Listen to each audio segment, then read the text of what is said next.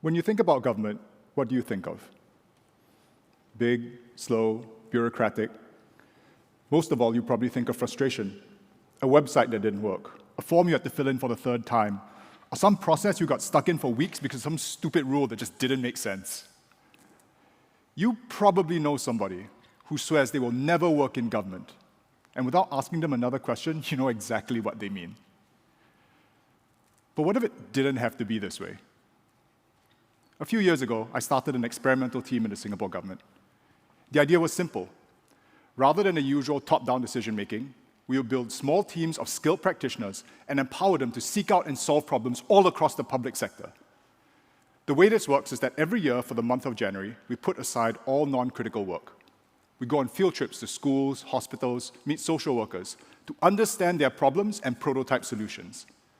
At the end of the month, we see which projects are the most promising, and we spend the rest of the year bringing them to launch. The problem we're trying to solve is that government is traditionally based on a military structure.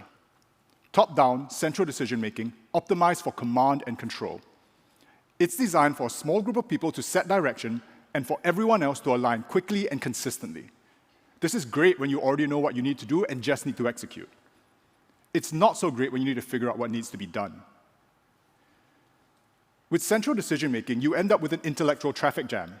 Ideas get stuck as they flow towards the center, waiting for attention from people with not enough time and even less context.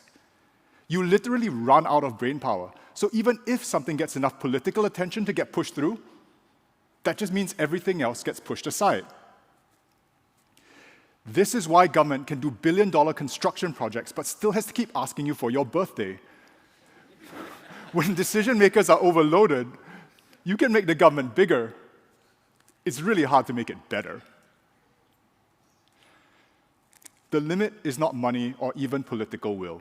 It's our ability to pay attention. If we have a lot of problems to solve, we need the creativity and initiative of a lot of people. This is the opposite of command and control, so we need to approach this from the opposite direction. What if instead of a top-down structure, we design government from the bottom up? Rather than giving orders and ensuring compliance, leaders would focus on supporting people to take ownership. This would increase our intellectual surface area, giving us more ability to pay attention, build expertise, and solve problems. So that's my theory. How well does it work in practice? Well, one year, a team visited a fire station, and we saw how firefighters had to spend so much time every day just taking inventory of their fire trucks. They had these big paper logbooks they had to carry around, while they checked their equipment. And so we built a simple app that let them do this more easily on their phones. It's now being used by all the fire stations in Singapore, and it saves thousands of man-hours every month that would otherwise literally been wasted just ticking things off on paper.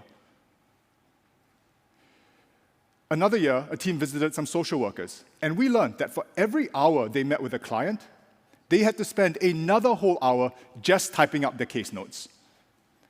So we built a tool for them that doesn't just transcribe conversations, but automatically generates usable case reports. Another team worked with some ER doctors to implement a queue management system. By intelligently prioritizing cases, it's reducing emergency room wait times by 20%.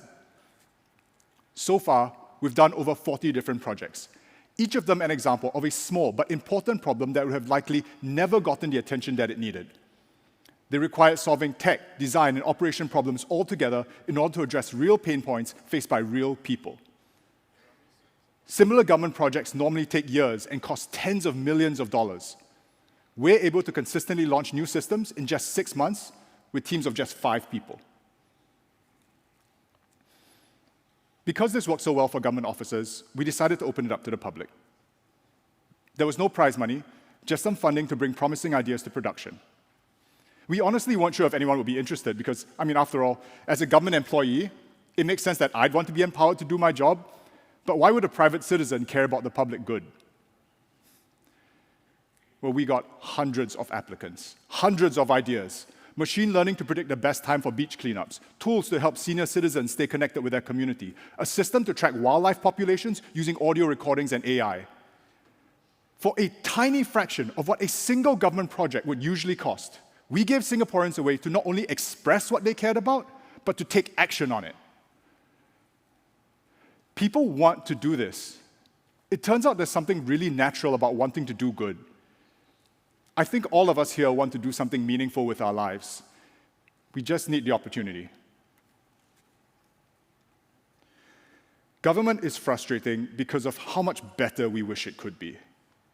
It feels like no matter how hard we try, we get stuck, expecting more and more from a system that's already choked by the scale of its responsibilities.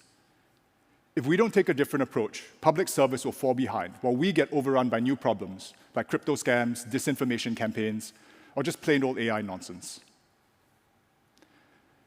But it doesn't have to be this way. Government can be less about control and more about empowering more people to do good. We can increase our intellectual surface area by pushing for better structures, bringing visibility to problems, and taking action where we can to solve the challenges we can see. We can have a society that's not limited by the attention of its leaders, but one that is driven by the imagination of its people. Thank you.